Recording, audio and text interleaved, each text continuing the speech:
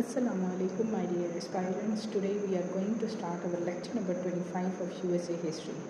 In this very lecture, we will cover about the topic of Jacksonian era. इसमें हम लोग क्या क्या देखेंगे, मतलब इसमें हम लोग जैक्सन का टाइम पीरियड देखेंगे. यूएसए हिस्ट्री में जैक्सन है ना, ठीक है, एज अ प्रेसिडेंशियल कैंडिडेट. वो कब नॉमिनेट होते हैं? 1828 को एज अ प्रेसिडेंट को यूएसए के लगते हैं, ठीक है. उनके दौर के अहम वाक़यात यहाँ पे मैंने मेंशन कर दिए हैं. एक तो है कैरोलाइन अफेयर, ठीक है. वन बाय वन इनको हम लोग डिस्कस करते जाएंगे. याद रखिएगा कि इसमें जो सबसे अहम इनका जो मतलब टेन्योर का आप लोग समझे कि अहम पॉइंट है वो है Indian removal act, trial of tear, ठीक है. और इन दोनों के नतीजे में एक ट्रीटी हुई थी, ट्रीटी ऑफ डांसिंग रैबिट, ठीक है. दूसरा आप लोग याद रखेंगे कि मैनिफेस्ट डेस्टिनी का कॉन्सेप्ट जो है ना यूएसए की हिस्ट्री में आता है, ठीक है. उसका हम लोग कॉन्सेप्ट देखेंगे कि ये क्या कॉन्सेप्ट है.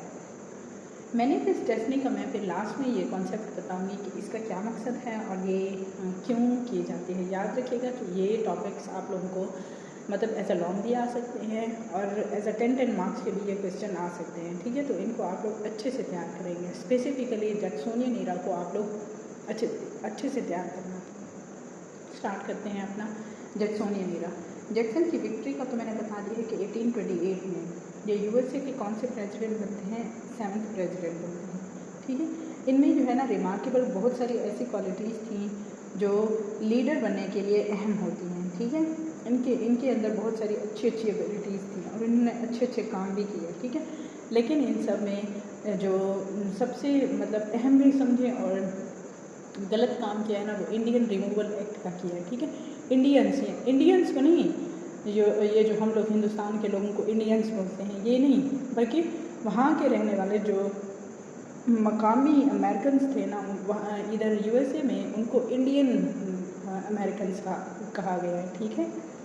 ठीक है, इन इंडियन से आप लोग ये नहीं कहेंगे कि जो हिंदुस्तान के इंडियंस हैं, ठीक है. इसमें हम लोग फर्स्ट ऑफ ऑल एक कॉन्सेप्ट को डिफाइन करते हैं, कैरोलाइन इंसिडेंट को. ये कब होता है? 1838 में होता है. इसका मकसद क्या होता है कि कैनेडियन जो मलेशिया है ना, वो किस तरह नियाग्रा रिवर के बॉर्डर के ऊपर अमेरिकन फोर्सेस के साथ लड़ेगी और कैनेडियन इंसर्जेंट्स को किस तरीके से फिर अपने मफाद के लिए इस्तेमाल करेगी, ठीक है. कैरोलाइन अफेयर जब 1838 में वो होता है तो उसके नतीजे में फिर एक ट्रीटी साइन की जाती है जिसको वेस्टर्न आशफोर्ड ट्रीटी क्या कहते हैं, ठीक है. ये कब की जाती है? 1848 में की जाती है. इसका मकसद क्या होता है कि इसने जो भी बॉर्डर के इश्यूज़ चल रहे होते हैं ना अमेरिकन के दूसरे कंट्रीज़ के साथ, ठीक है, बॉर्डर के इश्यूज़ चल रहे होते हैं ना, उनको ख़त्म करने के लिए ये वेस्टर आशफोर्ड ट्रीटी साइन की जाती है, ठीक है. इसका मकसद याद रखिएगा कि सेवरल बॉर्डर जो इश्यूज़ यूएसए के और ब्रिटेन के और नॉर्थ अमेरिका के कॉलोनीज़ के एक दूसरे के साथ चल रहे होते हैं ना, उसको ख़त्म करने के लिए ये ट्रीटी साइन की जाती है, ठीक है. उसके बाद हम लोग देखते हैं कि जैक्सन ने इंडियंस को क्यों वहाँ से रिमूव किया था. याद रखिएगा कि ये जो इंडियन रिमूवल हुआ था ना, ठीक है, इसमें जो है ना जैक्सन ने ना क्या किया था, एंड्रयू जैक्सन ने उसने कहा था कि आप लोग ना यहाँ से मतलब हम लोग ये इलाके इसलिए खाली करवा रहे हैं कि अपने डिफेंस को प्रोटेक्ट करना है हम लोगों ने, ठीक है. सेम द केस आज की अगर आप लोग दौर की बात करें तो उसमें जिस तरह से इसराइल जो है ना गजा के लोगों को कभी कहीं से भगा देता है कि हम लोग यहाँ पे ऑपरेशन कर रहे हैं, कभी कहीं से भगा देता है, कभी कहीं से. इनको जो है ना यहाँ पे इंडियन अमेरिकन को एंड्रयू जैक्सन ने एक झांसा दिया था कि आप लोग यहाँ से ये ज़मीन अगर छोड़ देंगे तो हम लोग आपको एक बहुत अच्छी ज़मीन में मुंतकिल कर रहे हैं, ठीक है. इस ज़मीन के एवज आपको ये जगह मिल रही है, ठीक है. लेकिन उनको फिर रास्ते में इतनी मुश्किलात का सामना करना पड़ा कि बहुत सारे लोग यहाँ पे मारे गए और इसके अलावा जो बच गए थे वो इन इलाकों तक ही नहीं पहुँचे थे. अच्छा, याद रखिएगा सेम जिस तरह इसराइल कहता है कि हम लोग आपको इससे गजा से बेहतर जगह मुंतकिल करेंगे, ठीक है, हकीकत में वो उससे बदतरीन जगह होती है. सेम जब यूएसए के जो प्रेसिडेंट एंड्रयू जैक्सन है ना, उन्होंने इंडियंस को यहाँ से रिमूव किया था तो उन्होंने भी यही कहा था कि हम लोग आपको इससे बेहतर जगह के ऊपर भेज रहे हैं. वहाँ पे क्या होगा, वहाँ पे आप लोग ज़्यादा से ज़्यादा फसलें भी उगा सकेंगे, वहाँ की ज़मीन भी अच्छी है और वहाँ पे फैसिलिटीज़ भी बहुत ज़्यादा है, ठीक है. यहाँ से फिर लोगों को भगा दिया जाता है. रास्ते में वो लोग भूख अफलास या बीमारियों की वजह से मरते हैं, इसी वजह से उसको ट्रायल ऑफ टीयर का नाम दिया गया है यूएसए की हिस्ट्री में। ठीक है, इसमें जो है ना मतलब डिफरेंट प्लान्स तैयार किए जाते हैं। इन्हीं प्लान्स को फिर इंडियन रिमूवल एक्ट का नाम दिया जाता है यूएसए की हिस्ट्री में। और इस पूरे सिनारियो में जिन जिन लोगों की डेथ्स होती हैं, जो लोग इस पूरे रास्ते में मारे जाते हैं, उस होल सिनारियो को ट्रायल ऑफ टीयर के नाम से याद किया जाता है। फिर याद रखिएगा कि अच्छा, जब इंडियन रिमूवल एक्ट हो गया, ठीक है, इंडियंस को यहाँ से मतलब ये इलाके छोड़ना पड़े, तो उसके लिए फिर ट्रीटी कौन सी साइन की गई? डांसिंग रैबिट क्रीक साइन की गई। ठीक है, ये भी मतलब इसी को ये जो सिनारियो हुआ था ना इंडियन रिमूवल एक्ट का और ट्रायल ऑफ टीयर का, इसको सॉर्ट आउट करने के लिए कौन सी ट्रीटी साइन की गई? Dancing rabbit creek. ठीक है, इसका मकसद क्या था? इसका मकसद ये था कि किस तरीके से ना चौकटा अमेरिकन इंडियन ट्राइब्स को ना यूएसए गवर्नमेंट उनको किस तरह से प्रोटेक्शन प्रोवाइड करेगी। इस ट्रीटी के तहत जिन लोगों को रिमूव किया गया था उनको after effect Indian removal act से किस तरह से हम लोग फिर फ़ायदा देंगे। ठीक है, ये ट्रीटी साइन कब हुई थी? सितंबर 27, 1830 को। लोकेशन कौन सी थी? डांसिंग रैबिट क्रीक थी और ये इसको साइन 1830 को किया गया। ठीक है, इस ट्रीटी का पर्पस ये था कि इसमें जो है ना इंडियंस रिमूवल जो एक्ट पास हुआ है ना, उसके आफ्टर इफेक्ट जो लोगों को पेश आए, ठीक है, उनको ख़त्म करना।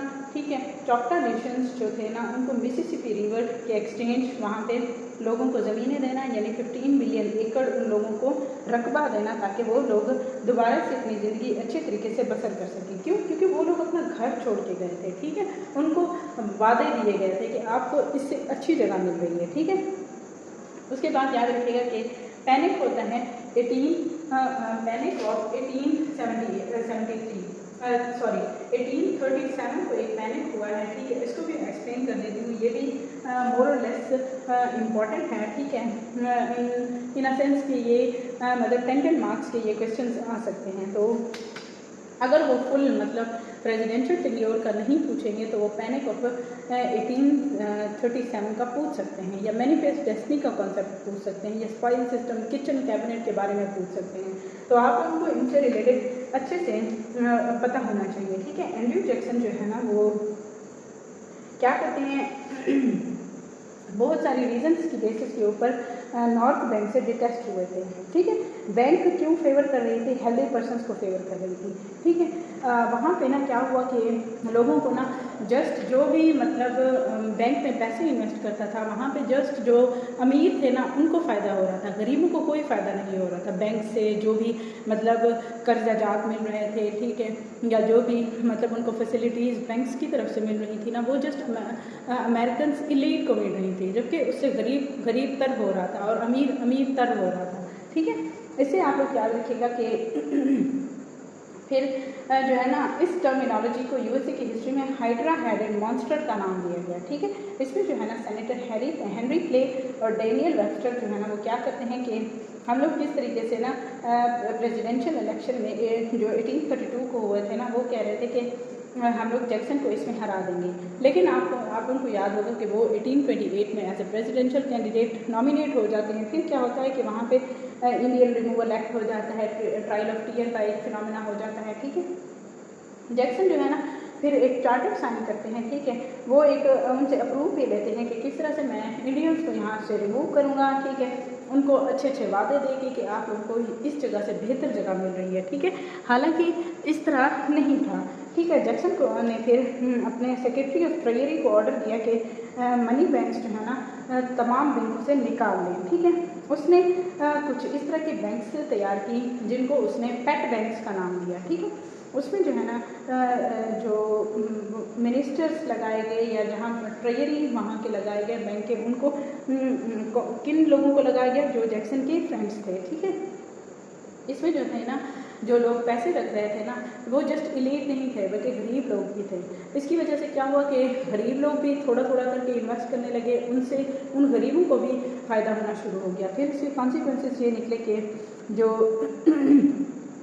इकोनॉमिक डिप्रेशन था ना वो किसी हद तक कम हुआ। ठीक है, बिजनेस जो था ना वो अल्टीमेटली क्या हुआ? देखें, अब बैंक्स जो थी ना वो बैंक्स एलीट को तो फ़ायदा दे रही थी, लेकिन पेट बैंक्स बनाने से क्या हुआ कि गरीब ज़ाहिर है बैंक्स में इतने पैसे नहीं रख सकता, ठीक है, और अमीरों को इसके लिए डिस्करेज किया गया। तो इसके आफ्टर इम्पैक्ट जो थे ना वो ज़्यादा कुछ अच्छे नहीं निकले। वो किस वजह से अच्छे नहीं निकले क्योंकि अनएम्प्लॉयमेंट ज़्यादा बढ़ गई, बिजनेस को नुकसान पहुँचा, ठीक है। उसके लिए फिर डेली आइटम्स जो थे ना वो बहुत ज़्यादा उनकी प्राइसेस बढ़ गई, ठीक है। डिप्रेशन जो था ना वो 6 ईयर्स तक जारी रहा, ठीक है। जैक्सन ने मतलब अच्छा सोचा, लेकिन अल्टीमेटली क्या हुआ कि ये पैनिक जो था ना वो बढ़ गया और तकरीबन 6 सालों तक जारी रहा और इसके आफ्टर इम्पैक्ट्स बहुत ज़्यादा हुए, ठीक है। जैक्सन को डेमोक्रेटिक पर्सन कहा जाता है, लेकिन क्या हुआ कि उनकी जो डेमोक्रेटिक टेंडेंसीज थी ना वो इतनी अच्छी नहीं थी, ठीक है। क्योंकि उसने इस तरह के एक्ट्स पास किए, उसने इस तरह की मतलब इस तरह से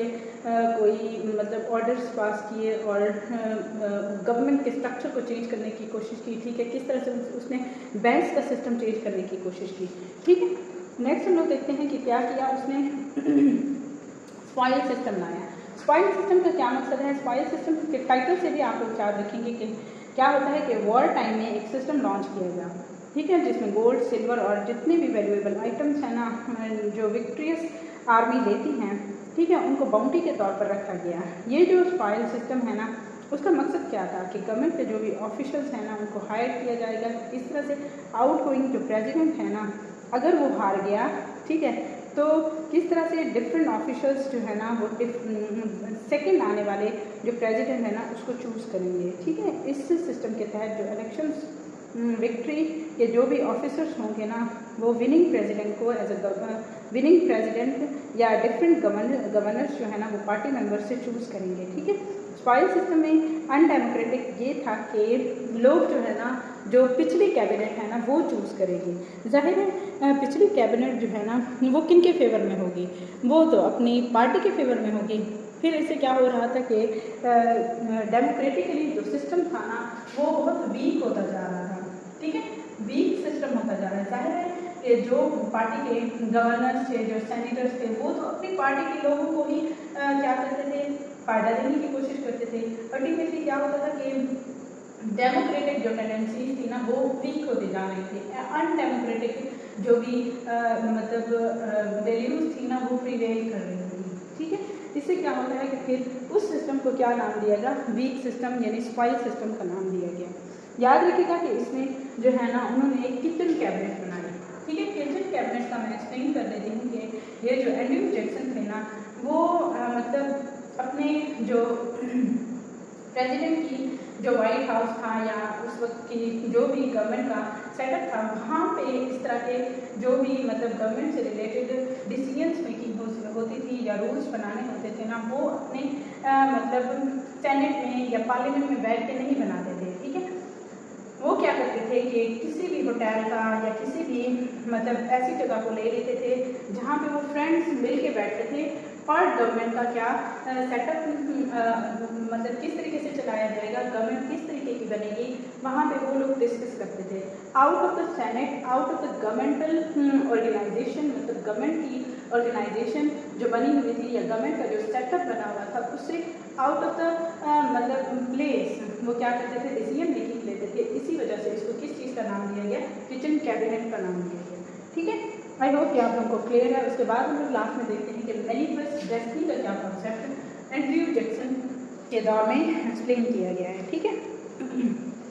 स्टार्ट करते हैं। इसमें जो है ना मैनिफेस्ट डेस्टिनी का मतलब ये है कि किस तरह से डिफरेंट सोसाइटीज़ को डिस्प्लेस किया जाएगा और किस तरह से उनको फिर वेस्ट की तरफ सेटल किया जाएगा। यानी ये वही है जो इंडियंस को रिमूव किया गया था, उनका फ्यूचर अच्छा होगा, उनकी डेस्टिनी जो है ना वो बहुत अच्छी होगी, ठीक है, उनको झांसा दिया गया, ठीक है।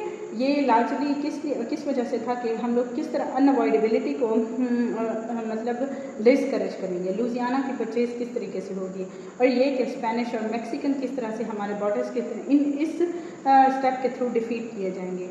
इसमें जो है ना इस वॉर के अंदर बहुत सारी स्क्रिमिशेस भी थी। मैनिफेस्ट डेस्टिनी ने फिर गवर्नमेंट को लेजिस्लेशन बनाने में भी हेल्प आउट किया और इसके अलावा होम स्टैंड एक्ट भी पास किया गया। लुजियाना की परचेज भी इसी टाइम पीरियड में होती है जिसमें टेरिटोरियल एक्सपेंशन होती है 1803 में, ठीक है। इसमें जो है ना यूएसए को आप देखें यहाँ पे अगर मैं थोड़ा सा मैप ड्रॉ करूँ, ठीक है, ये तो ऐसे रफली बॉर्डर ड्रॉ करेंगे। यहाँ पे जो 13 स्टेट थी ना, यहाँ पे जब लुजियाना की परचेज होती है ना, तो यूएसए को मिसिसिपी रिवर तक वो जगह मिल जाती है ना, ठीक है, उसी के बिल्कुल करीब लुजियाना की परचेज से जब 1803 में लुजियाना की परचेज होती है, तो कहाँ तक यूएसए को लैंड मिल जाती है, मिसिसिपी रिवर तक मिल जाती है, ठीक है। यानी वेस्टर्न साइड के ऊपर यूएसए का इन्फ्लुएंस जो है ना वो बढ़ता जा रहा है, ठीक है। इसमें जो है ना एक एक्ट भी पास किया जाता है, होमस्टैंड एक्ट, ठीक है। इसका पर्पस क्या होता है कि किस तरह से माइग्रेशन को इनकरेज किया जाएगा, लोगों को वहाँ पे किस तरह से सेटल किया जाएगा, लोगों को कितनी ज़मीन दी जाएगी अगर वो इस जगह को छोड़ देंगे, यानी in exchange of this land को किस तरह से सेटल डाउन किया जाएगा, ठीक है। नेक्स्ट हम लोग देखते हैं कि किस तरह से वाइस प्रेसिडेंट की नलिफिकेशन होती है और प्रेसिडेंट जो जैक्सन है ना वो फिर इस नलिफिकेशन को एनवाई करते हैं, ठीक है। 1830 में पब्लिक वॉर स्टार्ट हो जाती है। नलिफिकेशन किस वजह से होती है कि एक डिनर अरेंज किया जाता है, ठीक है। जेफरसन भी उस पार्टी को अटेंड करते हैं एज अ लीडर। उसमें जो है ना डिफरेंट पार्टिसिपेंट किस बारे में बात करते हैं, नलिफिकेशन के बारे में बात करते हैं, ठीक है। जैक्सन जो है ना वो खड़े हो जाते हैं और डिक्लेयर करते हैं कि लोगों के राइट्स को ना या मेरे राइट्स को प्रोटेक्ट या प्रिजर्व करना लाजमी है। इसमें जो वाइस प्रेसिडेंट कालहॉन होते हैं ना वो डीपली बहुत ज़्यादा गुस्से में आ जाते हैं, ठीक है। वो एक आइडिया देते हैं कि हम लोग किसी भी होने वाले मतलब जो भी आप इस हवाले से इंफॉर्मेशन देंगे या जो भी हमें इस बारे में बताएंगे तो हम लोग उसको नलीफाई करते हैं, यानी हम लोग उसको नहीं मानते, ठीक है। वो अपने फ्रेंड्स को भी इसके लिए करेज करता है, ठीक है। कालहॉन फिर रिज़ाइन भी कर देता है 1832 में वाइस प्रेसिडेंट से, ठीक है। उसके बाद कैरोलाइन अफेयर्स स्टार्ट हो जाते हैं और डिफरेंट तरह के जो एंड्रयू जैक्सन के एक्ट्स हैं ना वो पास होना शुरू हो जाते हैं, ठीक है। इसका जो है ना फिर नलिफिकेशन एक्ट किस तरीके से नलिफिकेशन एक एक्ट भी आता है। इसका मकसद क्या होता है कि किस तरह से ना नलिफिकेशन जो एक्ट पास हुआ नलिफिकेशन हुई थी ना उसको किस तरह से एग्जीक्यूट किया जाएगा, उसके जितने भी थ्रेट्स हैं ना उससे किस तरह से निपटा जाएगा। 1832 में एक एक्ट नलिफिकेशन एक्ट पास होता है। इसमें जो है ना स्टेट क्या पास करती है, किस तरह से टैरिफ लगाए जाएंगे, प्रोटेक्टिव टैरिफ का कैसे कहाँ डिक्लेयर किए जाएंगे और साउथ कैरोलिना का उसमें क्या क्या इन्फोर्समेंट होगी। इसमें जो है ना क्या किया गया, Feb 1 को 1833 को फेडरल गवर्नमेंट जो है ना वो 3 मंथ के लिए डिसाइड करती है कि हम लोग एक कोर्स लॉन्च करेंगे जिसमें एक नलिफिकेशन एक्ट आएगा, जो नलिफिकेशन उस पार्टी के अंदर एंड्रयू जैक्सन की तरफ से होती है, ठीक है। और लोग उसके खिलाफ खड़े होते हैं और वाइस प्रेसिडेंट जो होते हैं ना कालहॉन वो भी इस्तीफ़ा दे देते हैं, ठीक है। उसके लिए या उसके खिलाफ जो है ना हम लोग किस तरह से सड़कों पे आएंगे या वहाँ पे किस तरह से हम लोग डिफरेंट तरह की डिसीजन मेकिंग करेंगे, ठीक है। आई होप आप लोगों को presidential tenure of Andrew Jackson clear है, जिसमें मैंने हर पॉइंट को एक्सप्लेन किया है कि कब वो एज ए प्रेसिडेंट बनते हैं, कैरोलाइन अफेयर के क्या होते हैं, इंडियन रिमूवल एक्ट का बताया, ठीक है, ट्रायल ऑफ टीयर का बताया, उसके बाद ट्रीटी उसकी बताई, पैनिक का बताया, स्पॉइल सिस्टम बताया, किचन कैबिनेट बताई और मैनिफेस्ट डेस्टिनी बताई। Thank you so much. Kindly अगर आपको मेरा ये लेक्चर पसंद आए तो लाइक करें, शेयर करें, सब्सक्राइब करें और इसके अलावा इसी से रिलेटेड आप लोगों को अगर कोई भी लेक्चर ना क्लियर हो तो आप लोग इसी लेक्चर की प्लेलिस्ट में जाके चेक कर सकते हैं। Thank you so much. अल्लाह हाफिज़।